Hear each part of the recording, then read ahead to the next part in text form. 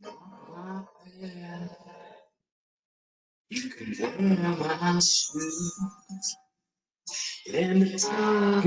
morning, Torbay. Welcome to Breakfast Bytes 2021. Here we go again in lockdown 3.0. 2020 was quite an experience. I hope everyone's well that's on the call. There's 52 of you so far. We've got 70 registered. There's obviously a bit of a queue at the bus stop. People are coming in. We've got a great lineup of speakers for you today. We've got, in a moment, Caroline Diamond and Anya Gopert from Torbay Public Health. We've got Mitch Tonks coming to speak to us about the rockfish experience of the COVID world. And of course, Jim in the newsroom from Torbay Weekly, and happily backed up by Emily, our producer, who's currently trying to marshal our guests in the background, because we will have Harry Murray, MBE, who will be joining us as well to really make it an action-packed programme today. Now, last January, we all met up at the Riviera Centre and we heard from Carolyn Custerson, and we talked about the visitor economy. We talked about it being worth £550 million for Torbay alone. We were talking about filling the shoulder months, worried about those dips. My goodness, we did not expect. Good morning, Anya, nice to see you, welcome. We did not expect what was going to happen then. And so we're in our third lockdown. And how times have changed, because we keep on about now how Torbay, the English Riviera, the visitor destination, but we now need to look at it as a place where we live and do business, because lockdown 3 has brought home to us how this whole COVID crisis pandemic has got a three-way equation in my view. It's got the physical health, it's got the economic health, and the mental health. And I think that as we go forward, we'll be able to discuss those moments. But it's not all bad, because we've learned a lot in the last 10 months. We've learned that whilst it's still raging around us, it has brought us all closer together. We're more collaborative, and there are new partnerships. And it could be worse. Let's face it, it could be America at the moment. I saw a post on Facebook yesterday. It was a bit tongue-in-cheek, I know, but evidently the Mexicans have agreed to pay for the wall. The only other side of that is that Canada want one as well. Now, thank heaven, we're not in that kind of situation. Now, I'm on the local outbreak engagement board with Jim, and we look at how Torbay's response to the public health situation, and that's what we'll be coming to Caroline in a moment. But Jim, we sit on a lot of boards and have lots of meetings. How's life in the newsroom at the moment? Hello, Jim. Please don't very good, thank you. The network's a little bit iffy, so if you lose me, I'll just talk to myself for the next couple of minutes. No, I apologise, but can you hear me okay at the moment? Yeah, we can. Yes. Okay, brilliant. Yeah, no. So just follow up your theme really with lockdown number 89, whether it is, going to get out of it as soon as possible. We're focusing on all that is community focused again, Steve. So last week we spoke to the council leader, Steve Darling, and his rallying call to the Bay to unite once again in the battle against the virus, which we've done really well last 10 months. And we're doing again, focusing on appeals to volunteers, for helplines, for food banks, and we're just starting again really. And we had a campaign called Some Heroes in lockdown 1, when we encouraged people to nominate those people that are going above the call of duty, and we recognise them in the paper. So we're relaunching that. We're going to announce a partnership with a leading charity in Torbay this week or next. Can't say too much, but that's going to be a really good partnership, and hopefully raise lots of money with that charity during the next 12 months. And following that community feel, we've got a new columnist who will be really well known to lots of people, Norman McNamara, Norms, who's known throughout the country and world for his dementia campaign. He's one of our new columnists. And again, just that community feel, we've linked up with the array of community builders around Torbay that work out in the community. They now have their own columns. So really, it's going back to the future, Steve. It's trying to reflect all that is good in Torbay when we're faced with these really harsh challenges. Yeah, and it's good to have you as a co-host on these events, because it keeps us going. It's very difficult. We're talking to an audience we can't see, and at the moment we've got 59 people on the line, which is really great. Welcome to everybody. Thanks for taking the time up. The Business Forum is here to bring businesses together. We wouldn't be here if it wasn't for our sponsors. You've seen our sponsor slide. We've got all of our sponsors helping us to actually produce the forum's events. We are hoping to go live face-to-face again one day. We were going to have a business festival in May. That's being pushed back to September at the moment, because we do want to make sure that we can go ahead and get the commitment. So what are we going to do about the current situation? I'd like to bring in my first guests today, please. Caroline and Anya from Torbay Council. Emily, if we could bring in the guests, please. Pregnant pause. It's Caroline. It's a relief. Always a relief. It's not like everyone can hear me. We can hear you loud and clear. And Anya, good morning. Good morning. Can you hear me? Yes, we can hear. We've done all that bit, and we'll get those 3 little words. You're on mute. That's not going to apply today. So welcome. Now, Caroline, you're Director of Public Health, and you kindly came and spoke to us. I think it was probably September time. I think you joined us, or September, Gosh, October. was it that long ago? Wow. I know. And did we really imagine? I mean, I heard on the news this morning that that Torbay's got, or the Southwest has got more people in hospital than the whole of the country in September. I'd like to think that they're talking from a very low base there, because looking at the Devon County Council dashboard, it looks like Torbay is still in a relatively good space nationally. So what is the latest at the moment? The minutes of the last engagement board, we said rates were falling rapidly. We had the lowest rate in Devon at the moment. Where do we see ourselves now, please? Okay. Well, I think overall, in a relatively speaking, we're in a pretty good place, but I do mean relative. Just building on Jim's sort of message of hope, I think one of the things that is good for us is that relative to the rest of the country, when we did go into lockdown, we were in a position where those rates weren't escalating. I mean, there's some seriously scary figures out there. You know, I think one area I looked at the other day was a rate of over 1,600 per 100,000. You know, hugely high, and that would mean backed up ambulances, you know, real difficulty of getting people the care that they needed in the NHS. And although when we did go into lockdown, I was thinking, I'm not sure for us whether it's a bit too early, you know, kids need to go to school, businesses need to stay open. I think with this new variant, if we hadn't gone then, we would have seen those escalating rates. So we've been able to prevent some of that.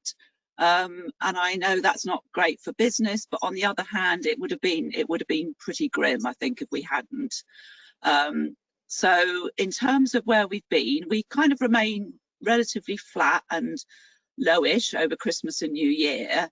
And I'm really sorry not to bring some slides, but all the data has been a bit late in coming, so I thought it probably best that I gave you the latest. But there's a brilliant slide that shows us pretty much at the bottom of the country for the first week in January. So our rates in the first week of January were under 200 per 100,000. They were just topping over the 100, so really low in comparative terms. And we remained like that for quite some time. So we outdid pretty much most of the country in terms of our rates. And that actually is all down to one thing, and that's people's behaviour. And it might be behaviour when they're out and about outside, but it's also people's behaviour when they're in the workplace. So I think if you take nothing away from today, and it is that it's so important to carry on with the same old infection prevention control stuff, which is just those simple things: hand-face space, you know, self-isolating when you need to, and just decreasing your contacts. It's not rocket science, it's really simple, and that will keep those rates low. and it's made easier by lockdown because of the rules, but actually the messages are the same. So what I was going to do today, and I've no idea how long I've got, and let me know whether this isn't what you'd like to know. I was going to talk you through the current rates as they were yesterday. Yes, please. A little bit of position in the hospital, and I mean I've talked about the impact of, and then what we're doing, and then I wondered whether you wanted to hear a bit about vaccination and a bit about testing. And Yeah. Anya's here. Anya's one of our fantastic registrars. So we also wanted to talk a little bit about our some of the things we're trying to do, or maybe our asks of you guys to help us, principally of which is helping us with a program called Community Champions, which is about communities helping us with those really, really important messaging. Is that okay? Yeah, that'd be brilliant. Yeah. Yeah. Okay. One other ask from me as well, if we could cover off the mental health side and what we can do, because there's a lot of people suffering, not from COVID, but from the effects of absolutely. the Yeah, lockdown. I'll come to that one at the end as well. Thank you. Okay, so shall I do the COVID things and then stop, and then we'll do the mental health things and then stop, or something like that for questions? Okay. The floor is yours. Thank you. Okay, so currently, last week we had 313 cases of COVID. Now, this is doubling about every week, but we expect, maybe not straight away, but we expect this to start leveling off, you know, with the impacts of lockdown. It certainly did in the first lockdown, less so in the second one. But again, if people respond to it, and that's the big if, we should see those rates coming down again. And the rate currently is 229 per 100,000. So about where we were in November, but nowhere near as high as some other areas. And we are the lowest in the southwest. We're probably, if we're not the lowest in the country, we're pretty much the lowest in the country. So we're still in a good place. Now the rate, as I say, we had slightly lower cases yesterday, but a bit too soon to think we're over the worst. But you know, fairly high over the weekend. So the rate kind of over the last week is still going up. Now, quite interestingly, that rate is very different across the age groups. And this is a really important message. In the 20 to 40-year-olds, that rate is 440 per 100,000. So it's over double. So it is working age adults. It goes down slightly, 248 for the 40 to 60s. But it is that 20 to 40-year-old, and that's simply because of behaviours. So that's a real target for us. So again, a take-home message. Now, one of the reasons that we needed to go into lockdown was because of the NHS, because historically NHS has been underfunded. It's always busy in January. It's always at this, what they call Opal fall, which basically means full. And you know, what we don't want to do is start not being able to treat cancer patients, which has been happening in other bits of the country and people like that. So but the hospital's been brilliant. We've all done lots of partnership work, as Torbay's very well known for. I saw a fantastic graph the other day which showed that lots of the hospitals were having spread of COVID within the hospital. South Devon had none. You know, so really good response in the hospital. I think the last count was 26 people in, and 4 in intensive care, which is a lot less than before because they got better at treating. And you will have known that they've opened up the Nightingale and they're sort of sharing that as a resource. And for us, it's some of the staff have had to go and do that. So it's, I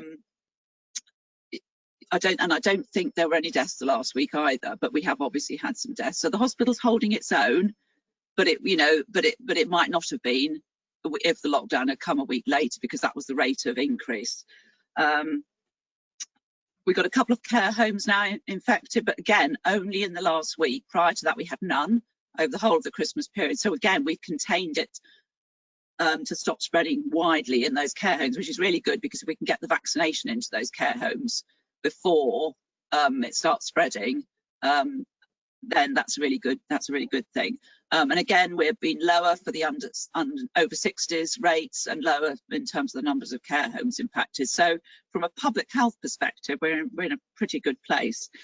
So that's the numbers. In terms of what we do, I mean, you all know we've got a small team, so you all know that we work with everybody we can possibly work with in order to try and get on top of this. but our best weapons are twofold, really. One is the communications, which is why we're here today, and asking for help. And the second one is just very simple infection prevention control. I know there's lots of things coming online which government's pushing down, but actually the most important thing is that simple infection prevention control, you know, within the workplace. And that's why we've got lots of our team working with businesses. They've rated them because they can't go everywhere, and going in particularly to the high risk ones. But I can't emphasize enough how important that remains to do that simple stuff. We also do a lot of work. If there's an outbreak, we go in there and we support the setting to deal with that outbreak, thinking about, you know, who's the cases, who's the contacts, what they need to do. And we do particularly focus on care homes for obvious reasons, but also schools now, because schools are, despite being closed, they've still got up to 50% of the children in because they're key worker children or vulnerable children. And there's a testing regime being rolled out in schools. So still a lot of work in schools. Yeah, so it continues to be busy. We're also not leading, but we're supporting the vaccination programme. The vaccination programme is led by the NHS, but we have a role to make sure that the centre or centres works in terms of things like this time of year, gritting, marshalling, making sure traffic flow, etc. Because, you know, you don't want to, that is all part of the flow of people going into the centre. And also, I mean, Jim mentioned the fantastic response in Torbay. I mean, again, another massive shout out for the community and voluntary sector, because not only they set up the helpline, and there's a food alliance and there's a mental health alliance, but they've now also put themselves forward to support the vaccination programme, whether it be transport or whether it be that marshalling. You know, yet again, we're all doing our bit to support that. And we're also looking, you know, particularly for those people who might find it difficult to get to the site. So the homeless, people with addiction problems, people aren't registered with a GP. So we're doing a particular piece of work around that. And just generally supporting the NHS where we can, because actually for me, that is the thing that will make the difference, the vaccination programme. Now, I also wanted to talk a bit about this community testing programme, which Boris announced on Sunday. And the reason I wanted to do a little bit about that is that it has to be taken with caution. It uses something called a lateral flow device. Now, this is good in that it gives a response really quickly. However, what it isn't, it is only a test to try and find asymptomatic people with no symptoms who are out in the community. It isn't a test that enables you to then not undertake the behaviours that you need to do, because it will only pick up 2/3 of positives.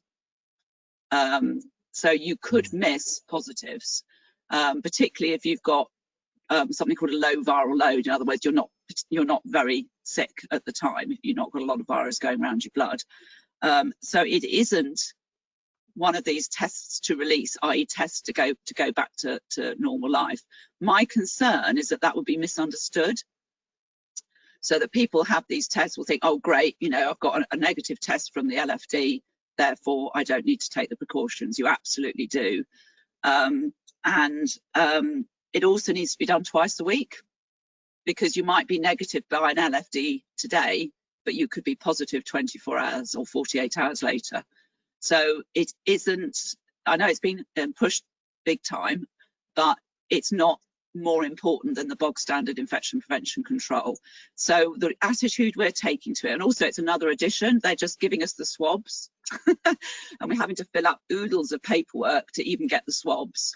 And, you know, it's yet another thing that we have to do. So we're taking a very precautionary measure to that, targeting it in areas where we think there's particularly risks and where those risks outweigh the benefits. We are doing across the peninsula, we're prioritising groups across the peninsula. So I've had lots of emails yesterday saying, when can I get the test? But I would rather target it and get really, really good comms around it so people understand what it can do and what it can't before rolling it out in a big way.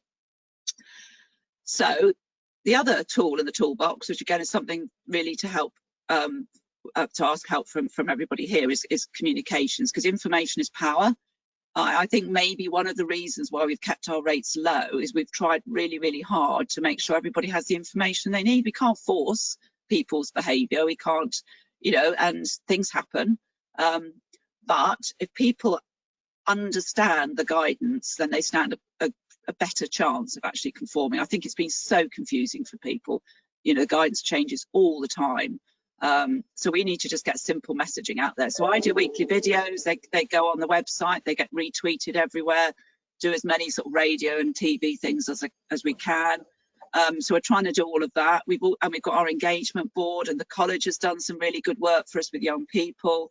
And we're trying to put stories up there, people's experience, so because people got to understand that it's us. It could be us, you know, it could be our next door neighbour, our mother, our child, all of that. And the champions is where we're reaching out to the community. So if I could bring in Anya just to say 5 minutes about the champs, yes. Because it's going really well, and we've got lots of activity going on, haven't we, Anya? Thank you. Yeah. So we are running a programme that we're calling COVID Community Champions in Torbay.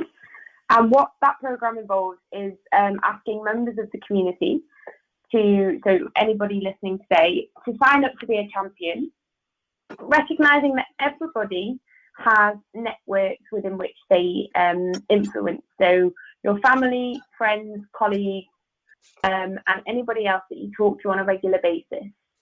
And what we want to do with the Champions programme is we want to share credible information with you, and we also want you to tell us what you're hearing. So what concerns you currently have, what your friends, family, colleagues are asking you about and are worried about.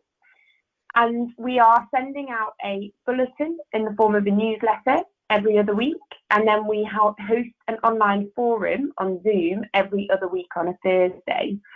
And what this allows you to do is to come along to these forums or to read the bulletin and then tell us what you would like us to focus on over the next couple of weeks. And then we tailor our communications to the concerns of the community currently. So last week, our bulletin actually was focusing on how to stay well during lockdown. So as you mentioned earlier, Steve, about mental health, that is obviously a big concern among many members of the community. And so we included a lot of resources within the bulletin about how people can stay both physically and mentally well during lockdown. And if they are struggling, where they can go for support in Torbay. Our next forum will be this Thursday at 4:30 on Zoom, and anybody would be welcome to come along. We will be focusing this week on a little bit about current rates in Torbay and what the vaccination kind of overarching strategy is. And then we've got the hospital medical director presenting on kind of the current status in the hospital and what's going on there. And we've got the community helpline, which is run by community volunteers in Torbay, talking about the helpline that they're running and what that can be used for. And then there's always 30 minutes of open question and answers. So if something is worrying somebody, they can ask it and we'll try and answer it or address it in the following week's bulletin. So it's a really good community group of people, and I would really welcome anybody who's listening today to join us. I will be guided by you as to what's the best way to share the sign-up sheet or the details for the forum on Thursday for anyone to come along. Thanks very much. Yeah, it would be really good to communicate to our members and the 60 people on the call at the moment, the potential champions out there, because I think everybody who's running a business wants to know how they can use this to help theirs. When you look at the rising cases, it seems to be the biggest item for Torbay, according to Devon County's dashboard, is the 19 to 39-year-olds. And those are the cases that are being identified. The worrying case is that the 80-year-olds plus were beginning to catch up on those. So if you could give us the link, we'll make sure that's shared to everybody. Is there something you can just read out now? People can jot down on their notepads, or I think the easiest thing to read out is our email address, which is champions@torbay.gov.uk. That's champions at at Torbay. torbay.gov.uk. So anybody can email us on that, and we can share the sign-up links directly with them through that email address as well. Okay, that's lovely. And I do say about the mental health side of things, because looking at sort of like global dashboards and so forth, it seems that COVID in the UK has affected around 3 million people, either had it, got it, sadly, passed away, but that's still under 5% of the population. 95% of our population is suffering either economic health or mental health situation. So we really do need to find a way to help ourselves. Are there any initiatives coming on that, please? Yeah, I can come in there, but not before I've said, please join the Champions Network. We've got 160 and growing. It's the last count. The more we've got, the better. And actually, talking about mental health, it would be fantastic if we can continue the Champions Network into a mental health network in the future, because I think that way of working together and getting right there into communities will be just as important for mental health. And actually, mental health is number one, certainly on my list of the COVID non-virus impacts of COVID. And we've been working on this really since about April, when we realised how severe this was all going to be, and that actually people being at home would have an impact, but businesses a bit worried would have an impact. Young people not being able to get education, people feeling their lives sort of crashing around them, basically. As well as obviously the sharp end, which at the beginning was actually, I was worried about people not being able to grieve, and not having bereavement services, not having access to people in the hospital who were poorly, or even to go to funerals. So our immediate need was that. And so what we did at the beginning is we set up a sort of a network. We had a triage service. And we had sort of professional assessments run by the hospice. And it was all linked in through the helpline. So the helpline had some, they had some training as to how to deal with the increasing number of people who had emotional issues who are ringing up. But also we used the helpline to feed back into us in terms of what they were seeing, what some of the needs were. And through all of that, we now have a mental health alliance. And it ranges from all sorts of people. The church, for instance, has been quite active, and it's that everybody can support everybody in together way of working, because with all the will in the world, the formal mental health services are not going to be able to respond to this level of need.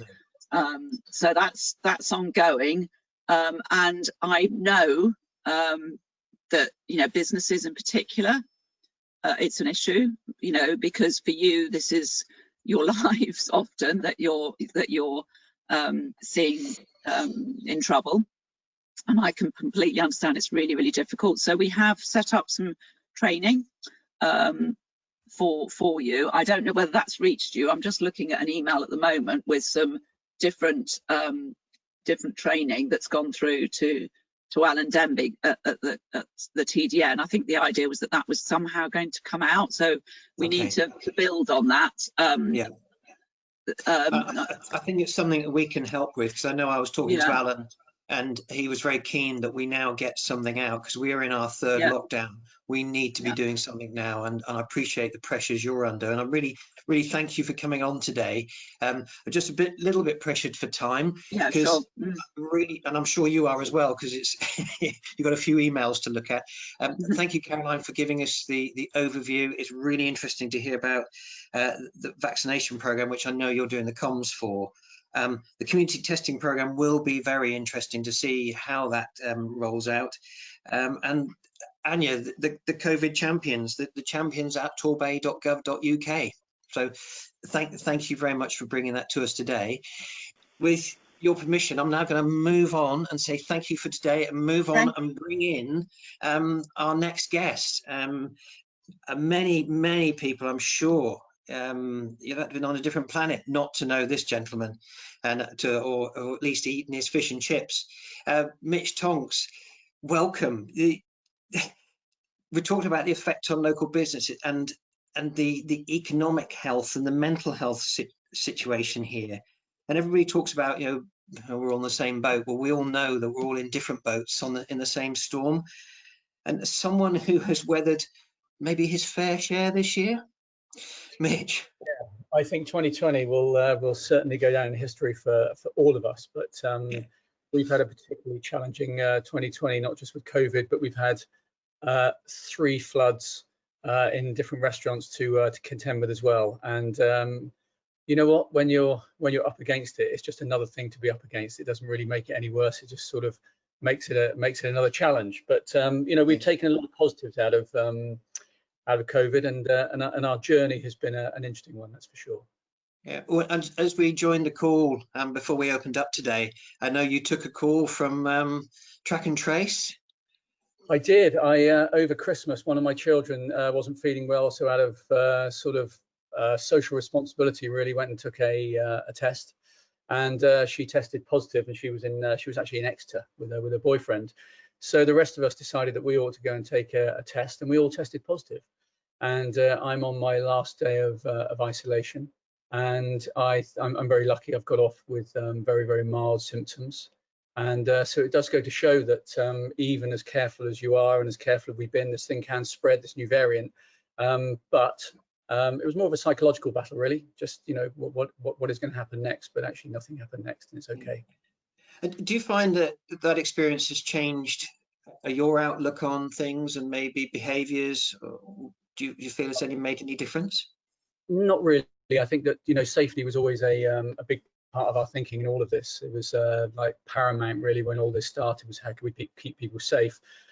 And I think within our behaviours, masks, as much as I dislike them, in a hospitality environment, they're something that we all, I think, is social etiquette to wear them. Social distancing I find hard because I'm a naturally a sort of huggy kind of person. But no, we've got to follow the rules. I think that's just what we've got to do.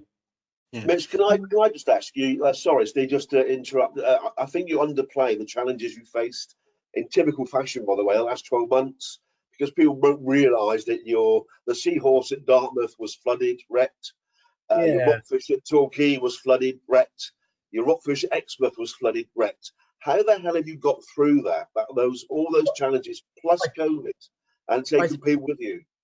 I think it's probably just, I'll give you a quick sort of potted how we dealt with COVID and what it kind of meant to us, and because amongst that is the answer the answer to the question you just asked, Jim. So round about end of February, I was sort of thinking, this COVID thing is just it's just not an issue, it's not a worry, and within a few weeks I was actually starting to think, my God, how wrong could I have been? And on, I think it was about the 14th of March, I was sitting down having a glass of wine at home, and I started thinking to myself, we've got to close these restaurants, it's coming. And so I made a decision, phoned all my teams, directors, everybody, and said on the 16th of March, we're going to close our restaurants. It's coming anyway, and we just need to make sure that we've dealt with everything properly, clean fridges, clean the places down, got people ready, ready for the next step. So we called it, and we actually closed them on the 20th, the day it was mandated, and that was it. And that was really that was my cold water shock of, oh my God, what are we going to do? I faced a lot of business challenges. Hello. Never faced a challenge. Feedback there. I don't know where it's.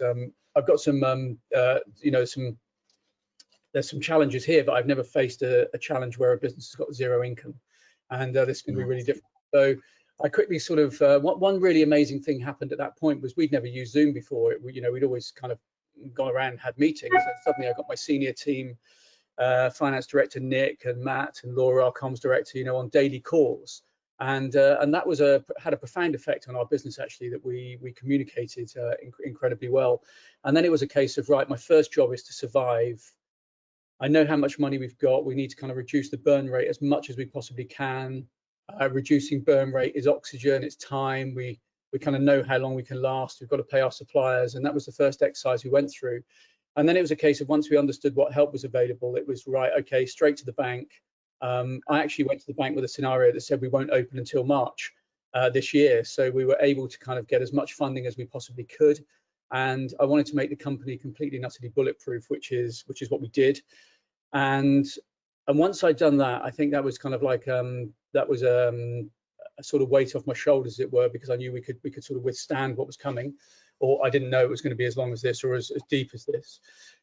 And then I thought, right, we're going to survive communication. I need to start talking to all of our staff. So every day we had calls. I did webinars to our staff. I was committed to 274 people. They were all on furlough. A lot of people needed topping up. We had individual cases that we wanted to deal with. We wanted to make sure everybody's well-being was right. I mean, you know, our business survives on and thrives on our people. So we wanted to make sure that they were all well looked after, and that nobody was worrying about their job. So we lost no jobs in Rockfish through the whole process, which was really great. And then we started thinking, like, how can we help others? You know, we've got 274 people sat at home. There are a lot more people in the industry that perhaps could do with some help. I started along with like 5 other restaurateurs lobbying government, and we managed to get a Zoom call with Boris, and we had a really good conversation with him about some of the issues that the industry was facing, and which I know he found useful, and we also found useful. And then we turned our mind to like suppliers and food banks, people with asparagus fields, people selling smoked salmon, selling fish, things that there was no restaurants for it. So we started supplier sales in Brixham, and they were just an utter success. It was truly fantastic. People just turning up in the middle of lockdown for a little bit of sunshine, to buy some, standing in the rain, to buy some asparagus, to buy some smoked salmon, buy some smoked haddock from up in Grimsby. You know, these were businesses that we loved, that were all under threat because there was no business for them. And then we got our fishing boat. You know, our skipper was, you know, finding it really tough, so we landed his fish direct to the public, and people were queuing up on the quay side. And I just thought, blimey, you know, things are changing. There's a whole lot of amazing change going on here. And then we got wind of, right, we're going to open. So I didn't expect that. So we had to be really agile. How do we get our teams together? But one of the big problems is like, just how are we going to do it? You know, we've got this huge safety issue to take on board, and I wanted to make it paramount that our restaurants were safe. So we came up with the idea of having extra people on shift. It was going to cost more money. They were going to clean. They were going to service things. They were going to take tables out. We had to go through that whole analysis. And then we just looked at the business and said, why do we offer 16 wines and lots of beers and this huge menu and all of these things? Like, I think people don't need it. They just really want to go out and have a good time. And we as restaurateurs have been layering on the kind of choices and the complications of everything. So we stripped the business back, because we also had to make it work with 2 men in the kitchen for social distancing purposes. And that was a fantastic exercise to go through, that we would never have gone through if there wasn't COVID. We would have just been like stopping a moving train. So we kind of made some incredible changes there, which were really good. And then of course we opened. But just before we opened, I had a phone call from Jake, our head chef in the Seahorse, and said, it was literally about 4 days before opening, he said, you better come over. I said, what is it, Jake? He said, there's a flood. I said, what, the rain last night came in the same place, right? He said, no. He said, there's 6 inches of water in the kitchen. He sent me a video, and I was like, oh my God. So I went to Dartmouth, and it was biblical. We turned the water off at the mains inside, and we just couldn't work out where this water was coming from. It was just coming up around the sides of the floor. And then we quickly realized that it was a burst water main underneath the building that was causing the problem. And that was it. The Seahorse was closed. So the council had given us permission to run a sort of tent outside. So we had huge rows with Southampton District Council, and it was a nightmare, and they weren't going to let us do it. And I just sort of said to them, well, if you bring a bulldozer, you can bulldoze it in the sea, because I'm doing it, and I want to save 32 jobs at the Seahorse, and I'm doing it. And we did it, and it was an incredible success. So that was kind of fine. And then the Eat Out to Help Out scheme happened, and we announced we were going to do it. And within 48 hours, we took 20,000 reservations, which brought around more problems, which were like, how are we going to serve the amount of people with lobsters and all the things that we promised people? So we had a huge logistical challenge. We had to get on top of that. And actually, we had our best trading summer ever. It was, and everyone I spoke to said it was just great. It was amazing for the Bay. So good to see businesses sort of bounce back and really do their thing well, and show what a British staycation can be like. And that was really good. Then at the end of August, we had that torrential rain, and had a phone call from Torquay saying, well, Torquay's flooded, and here's a video, Mitch. And it just came down the cliff at the back of the restaurant and just literally gushed through like a waterfall. And I was just thinking, okay, right, that restaurant's shut, the Seahorse is shut. You know, we'll just have to kind of, you know, get on with it. You know, all the stuff of insurance companies engaging those guys and everything else. And then November came, and you know, November we were shut. There was that whole thing of, you know, suddenly we were open and everything was going well, lots of momentum, and then we were closed. And it was at that time that I really started to look back and think and reflect on what was so amazing about Rockfish and the organization and what we'd learned. And I just thought the power of 300 people and 9 locations is pretty impressive if you can direct them in the right way. And I learned that we were a better business. I learned that we were capable of more. I learned that our team, my senior team, were even better than I ever imagined them to be. And really that we could achieve anything. We started the fish to people. We ended up buying our fish supplier so we could move into a kind of retail environment. We've opened up a retail market in Brixham because I just wanted to just felt that was a growing market as we go forward. And then we started thinking about the future in terms of, you know, the environmental things that we could do as a business. So we've started a project called Litter Free Sea, where we're going to put a rib on the water, sea litter bins, litter booms in the harbours and ports that we're in. And I'm going to engage all of my people as part of their working life to come to work and work beyond restaurants and clean up the environment that we are in and we operate in. And so it's been quite a revelation for me that, you know, business is really not about making money. Money is just the oxygen that we need to be able to create these organizations and make more of a positive impact. So that's really our COVID journey. And we remain shut. You know, financially, we're just burning cash every day. As I say to everyone, there's a few more logs on the fire. It's tough. It's going to take us years to pay it back.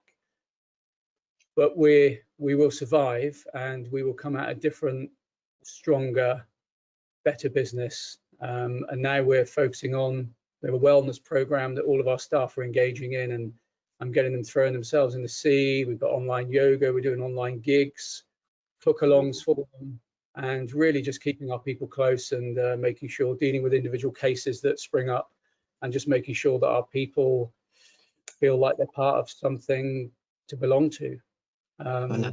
That's really strong, because what I sometimes wonder, that we've changed because of COVID.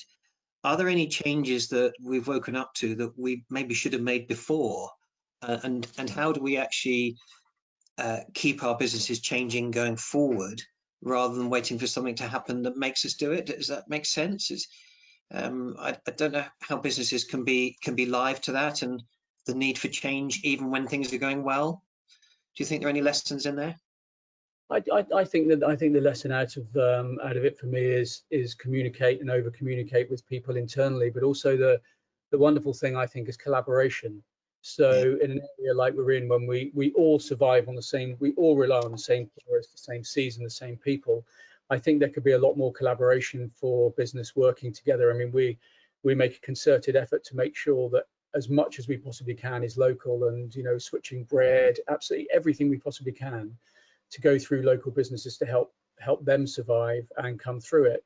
And the other side, to feel like, you know, we're a region that pulls together really tight in lots of different ways. And I think that could be a big change and something we should do. Yeah. Now, talking about big changes, Mitch, I know I saw a tweet that you sent at the weekend to Jim saying, hey, Jim, can you spread the word on this? And this was about the petition for seat at the table. So I think that's a cue to bring in our next guest, Harry. And Mitch, I want Mitch to stay here as well, because you can join in this debate. And Emily, if we could have Harry on show, please. There, welcome, Harry. Oh, can we hear you? we're going to find the mute button, and hopefully, but Mitch, while Harry's just bringing himself in there. Yeah, I mean, Seat at the Table was an initiative initially by a lady called Claire Bosey, the wife of one of the UK's great chefs, Claude Bosey. And she really kind of recognised that the hospitality industry, you know, billions and billions of pounds we contribute to the economy, amazing industry full of some great entrepreneurs. And, you know, we're not represented in government at all. And actually, hospitality was the industry that rescued us out of the banking crisis in terms of the economy. And so she started a campaign, and, you know, it got a bit of traction, but not much. And it was picked up by Angela Hartnett, and Tom, and a great friend of mine, Robin Hudson at the Pig Hotels. And Robin's a great operator and a great empowerer of people. And he got some of his young management trainees, tasked them with, how can we actually get this up from 50,000 to 100,000?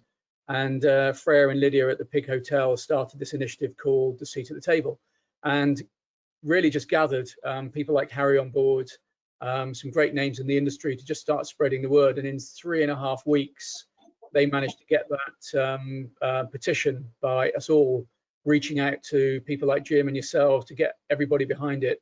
We got over 200,000 signatures in the end. And yesterday it was debated in Parliament as to whether hospitality should have a ministry of its own, because sadly, you know, it falls between business and leisure and, you know, all these other kind of things. And actually, we need somebody that can understand the various issues. You know, pubs have a different problem than restaurants. Restaurants have different problems than hotels, and we need somebody in Parliament that can help us and get government investment for the future for training and that sort of thing. Yeah, no, I watched part of that debate, and I could see that the good news is that the ayes have it, so they're going to take it to Boris. And I think, Harry, can we hear you yet? Steve, we're still working on it. Okay, right. Thanks, Emily. For some reason, Harry looks unmuted, but doesn't appear to be. So it's an odd one. Okay, today's business forum brought to you by the art of mime. we will always have our gremlins with us. It's trying to get us every time we do this. But Mitch, one of the questions that I saw was or challenges on that debate was the fact that actually there's a limited number of ministers you can have, and really we're full at the moment. What have we got to do to basically grab them by the scruff and say this is needed? Well, Boris should do what he always does and does a U-turn and make up his own. So it would be the right thing to do for him to find a way around that problem. And I'm pretty certain that with the right brains and the right thinking, they can find their way around some of these challenges. But it does need to happen when you realise that how much duty is collected on beer, how much duty is paid on wine, the VAT situation, you know, how much hospitality has been taxed at 20%. You know, forever. And, you know, and here we are paying all that money in to central government, and here we all are now. I mean, I find it abhorrent that there's £9,000 available for the next 3 months as a maximum to try and help business through. You know, we're burning several £100,000 a month, and we're not the only ones. And you know, £9,000, it's just ridiculous. And you've got an industry that employs 3 million people. 2 more million independent on it. It's the 3rd largest employer in the UK, and £130 billion of activity, paying £38 billion in tax. So just what you said. And it's I was going to say that. So do you think we take the sector for granted? I think you know, in Torbay it's the biggest revenue earner by a long stretch, but we tend to take it granted. Do you think the country does? The figures that Steve just quoted are, you know, ridiculous. But we haven't got a minister for that sector. So do we take the luxury for granted? We do take it for granted, and I think one of the reasons is that, you know, it's one of those jobs you do when it's a last resort, right? You failed at school, so you go and work in your local pub, your local cafe, and then you kind of work your way up. But actually, it's an industry that has more opportunity than any other industry. I mean, you know, I wasn't a chef. I became a chef and then a restaurateur. I know many people that work in my kitchens that started washing up. I know people that manage restaurants that started washing up, and, you know, people that run restaurants and own restaurant groups at the bottom. And yes, and I think which is an amazing what we do, Jim. We take it totally for granted. You know, and also I think that everybody I know that's got a hospitality business, I don't know anybody that works harder, and I don't know anyone that, you know, does a better job as being ambassadors for an area. So people like Simon, the Elephant in Torquay, we've had a Michelin star in Torbay for over 10 years, does a great job of, you know, really pushing Torbay. And, you know, that guy works his butt off with his family to happen for the good of everyone else. I mean, we didn't have these kind of people, then it'd be pretty bleak. Yeah. So And I think we might have Harry now. We might be able to hear you, Harry. Can you hear morning. me? Good We morning. can. Thank you so much for joining us today. And sorry you've been muted there somehow. That's right. Thank you. Good. Well, Hopefully, firstly, it's good to be back in Torbay after 26 years, and it's people like Mitch that makes our industry so great. You know, yesterday we could not have had a better debate. I mean, it exceeded all expectations. Catherine McKinnell, who is the MP for Newcastle upon Tyne, really covered every aspect of the industry. Herself and Lucy Powell, who is the MP for Manchester. And also I was delighted to see Tobias Elwood, who is a former Under Secretary of Tourism and would be actually an ideal Minister of Hospitality. But to go back to some of the points that Mitch raised, firstly, we are the third largest employer in the country, 3.2 million people. If you add to that the suppliers, that's another 2.8 million. That's 5 million that we employ.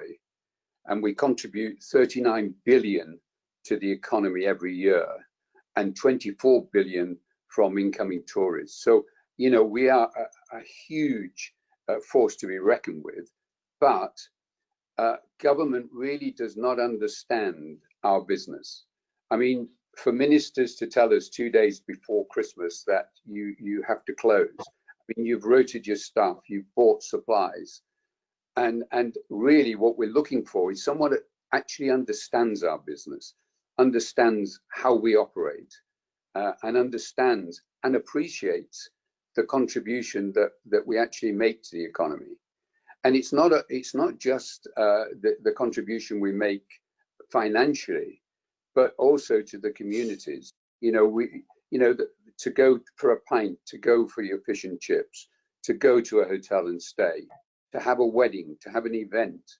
You know, we play a huge role in sort of helping people to relax and to enjoy life. So really, it was encouraging yesterday with the debate. What we have to accept is that with the virus, with Brexit, with the economy, we're probably not a priority at the moment. But I think what we have to do is build on what we've achieved. Although we actually achieved in the end 206,000 signatures, it's still only 6% of the number of people we employ. So what we've got to do is work on this now and really make government understand that we are voters as well. You know, we vote people in. And I must sort of say also that the MP for Torbay must also, you know, that Torbay, I mean, tourism is the lifeblood of Torbay. I've always said, and during the 18-year period I worked in Torbay, I always said that it is the best resort in the country. There is not a better resort than Torbay. The climate, you know, it is the English Riviera, and really going forward, I think local restaurateurs, hoteliers have got to build on this. And I totally agree with Mitch. We will come out of this stronger, and we will survive because we are looking at our business in a completely different way. And I think that staff, I think, you know, we have in the past, we've got to make absolutely sure we look after our people. And so I feel that yesterday was a turning point for the hospitality industry. That's fantastic to hear. And my question now really is, how do we inspire people to get involved? What do they need to do, and how can they practically help in this movement going forward? Well, I think what we will do, I mean, Mitch mentioned Robin Hudson and Claire Bossy. What we will do is regroup. We've got a meeting, a virtual meeting on Friday. And what we need to do now is regroup. And we also need to work very closely, as we have been doing over the past few months, with Kate Nichols. Kate Nichols has done an incredible job. Approximately 2 years ago, the ALMR, the pubs and restaurants, merged with the BHA, the British Hotels Association. And we have never, in the whole history of hospitality, and I go across 5 decades of running hotels, never in the history of hospitality have we been as united as we are now. We're totally united. And I think what we've got to do, I think it's the young people we've got to look to, because it's their votes and it's their signatures that we need. I mean, what we've seen over this past couple of months is the leaders of the industry, the owners of pubs and restaurants signing this petition. But what we've got to do is get them involved with the younger people and get them to come in and support what we're trying to achieve. So I think on Friday, we will regroup and we will look at how we go forward, because what we can't afford to do now is stop. We've got to stay with this, and we've got to really sort of look to the government for leadership. That's what we're looking for. We're looking for leadership, and we're looking for someone that actually understands what makes hospitality tick. Yeah, I mean, that's absolutely. Jim. So, Harry, not going to let you go without asking you this, because obviously the last time you worked in Torbay was in the halcyon days of the 5-star Imperial in the 70s, 90s, Gastro festivals, the lot. And I know that you still got Torbay at your heart. How have you seen that change, looking from the outside in, over the last 20 years? And what is your advice to Torbay going forward as a resort? Staycation, where are we, and where should we be going with your expertise? My advice, and this was always my case when I was in Torbay, hospitality is not about 5-star hotels. Hospitality is about looking after people, and whether they're having fish and chips, or whether they're staying in a B&B or a 1-star hotel. My advice always: be the best at what you do.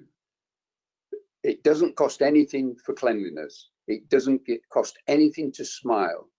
It doesn't cost anything to take care of it. That's not what 5-star is. Hospitality is about looking after people and caring for them. And if everyone in Torbay did the best at what they do, whatever line of business they're in, then you would start to see the business flourish. They start with a good base. As I said at the beginning, it is the best resort in the country. I mean, it is the best climate in the country. And what it needs is everyone to work together and pull together to promote the resort.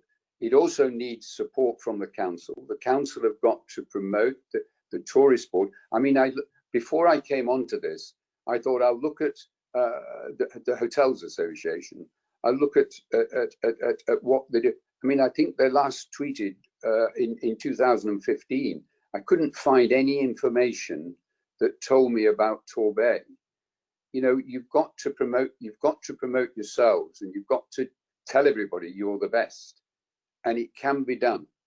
I remember in my days, I mean, I sort of, was a member of Torquay Hotels Association, and I remember saying, whoever took, the first car to Monte Carlo, whoever decided to promote Shakespeare, people want to go to places that have got something to hang your hat on.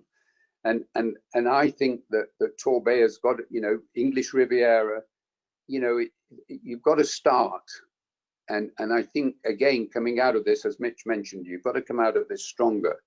And I think that what you have to do is Torbay Tourist Board have got to get together and say, right, how can we put this resort back on the map? Because at the moment, it's not on the map. And I tell you now, I mean, I can tell you from Lucknow, we ran at 80% occupancy. People want to get away from those apartments in London. They want to get away to the sea. And I think you will see, if you promote the resort, business will grow. Well, I think there's some profound words in there, Harry, as always, and Mitch, your experiences really do bring this to life. And I know that the English Riviera Bid Company is working really hard as our destination management organisation. And you know, a year ago, we set out, well, Carolyn set out the task ahead of us. Unfortunately, COVID came along and stopped us in our tracks.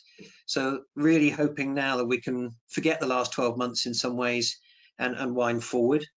As I said at the beginning, it's worth £550 million of activity to Torbay, the visitor economy. And Airbnb was our biggest threat a year ago, it seemed to be. That's changed, but it's about adapting and then taking the best. If we weren't all suddenly allergic to each other, we might be able to socialize more and get on and enjoy our hospitality industry.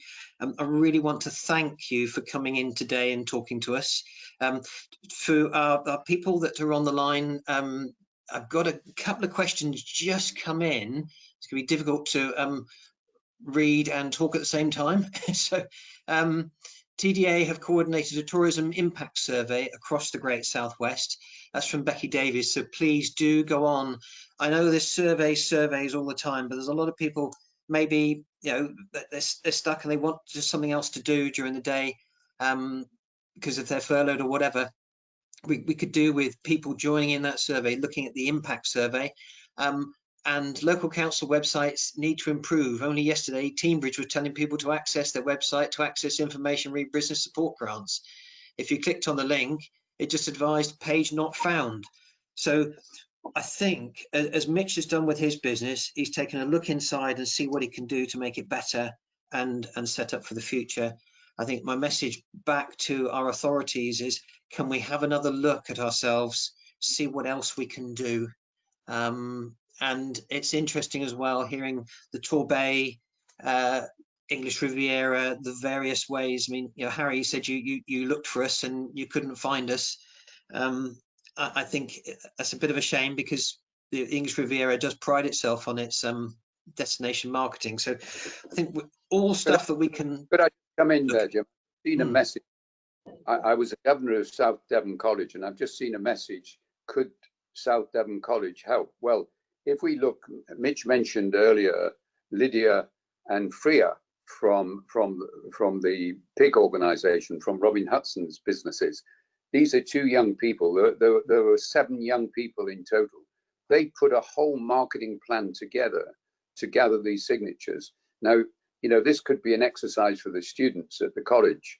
You know, we're in a young people area. You know, young people understand social media. Young people understand, you know, what I mean, you know, we had the president of the United States using social media non-stop, and we'll miss that. but I really do feel that you need to turn to young people to come up with ideas that, you know, that they're better at thinking about it. And I tell you, these two young people really inspired me to get, you know, more involved with social media, LinkedIn, Instagram. And if you look at their marketing campaign for those signatures, if you did that for Torbay, I tell you, you would start to move. So I think that's an interesting question coming from South Devon College. Yeah, just to emphasise what you said with Carolyn and the ERT bid company, Harry, the bid company have done a tremendous job locally promoting Torbay. Just want to make sure that we recognise that, man. And your comments, I'm sure, we picked up by them. And if they can talk to you direct, I think that would be good for all concerned. And Mitch, the bid company do a tremendous job. And without them, we'd have no promotion of Torbay at all. So I just want to sing their praises at the same time as listen to what you're saying. Absolutely. Yeah. Yeah. Yeah, and I think it's right. And as a segue, our next event on February the 9th will be hosted as an apprenticeship special with South Devon College, because we run that because that will be National Apprenticeships Week. I know, Mitch, in the past you've been certainly big input into South Devon College and their training sessions, don't you? And it's about helping those from pot wash to actually opening a restaurant. That's one hell of a journey, and it's about teaching people all the bits in between. So I think I'm going to have to bring it to a close today, because we've run our time. Thank you very much, Harry, for persevering and finding your microphone there. That was really excellent, and thank you for your input. Mitch, inspirational as always. Got lots of good comments on the chat here saying how great that was. And it's not just about making money, it's looking after the people as well. Then the money should come. So thanks, Jim. Emily's been working her socks off in the background trying to keep all this together. I don't know if Caroline and Anya are still on, but I thank you both for your input. Big mention now. You see the names on the screen. Our headline sponsors for this month, Wallens. And I know Jim has something to do with that as well. So as in Full Spectrum Law. We were hoping to be able to go to their new premises soon, but that's on hold. So congratulations to Chris Hart and the team for getting that ready for when we are released from lockdown. And also the Hessian Company, making curtains, blinds, shutters, a really good local family business. They've been actually producing PPE screens and you name it. Our local businesses have been adapting and doing their absolute best to make a best that they can out of this crisis. So thank you to our sponsors. I'm going to now wish you well, and thank you all for your support. Thank you for tuning in today. Sorry if we didn't get to your question. Sorry if we didn't answer everything. You can always access this again if you want to hear it through the Torbay Business Forum website. It's on torbaybusinessforum.com. Thank you to Angela, IMS Marketing, for doing the messaging, our tweets and our and Facebook posts. Jim Parker for being the my foil in the corner. We often look more like Statler and Waldorf from the Muppets at times, but, we are flying the flag. Thank you for joining us today. I'm going to close the event and wish you all well. Stay safe, and we will hopefully see you soon. Don't forget Torbay Business and Chambers Network on next Tuesday afternoon, where we'll be via Zoom. You can actually get to network on that one. So all Torbay Business and Chambers come together and let's beat this thing. And good luck in the hospitality industry. We'll keep it going. So thank you and have a great day. Thanks, Steve. Thanks, Mitch. Thanks, Harry. Thank you. Thanks, Jim. Thanks, Steve. Harry. Bye-bye. Bye.